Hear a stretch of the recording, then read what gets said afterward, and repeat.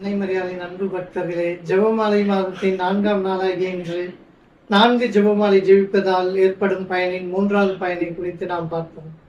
தினமும் 4 ஜெபமாலை ஜெபிக்கும் போது நாம் தூய ஆவியினால் தூண்டப்படுகிறோம், தூய ஆவியினால் ஆட்கொள்ளப்படுகிறோம். லூக்கா நற்செய்தி 1ஆம் அதிகாரம் 49ஆம் வசனத்தில் இவ்வாறு கூறுகிறது: அன்னை மரியாளின் வாழ்த்தொலியை கேட்டபோது எலிசபெத் தூய ஆவியால் ஆட்கொள்ளப்பட்டார். இது அன்னை மரியாளின் வாழ்த்தொலியை கேட்டவுடனே எலிசபெத் அம்மாள் தூய ஆவியினால் ஆட்கொள்ளப்படுகிறார். நாம் 4 ஜெபமாலை ஜெபிக்கும் போது 203 தடவை அன்னை மரியாளை நாம் கூப்பிடுகிறோம். அன்னை மரியாளை முதலில் பெயர் சொல்லி வாழ்த்தியவர் கபிரியேல் அதிதூதர் தான்.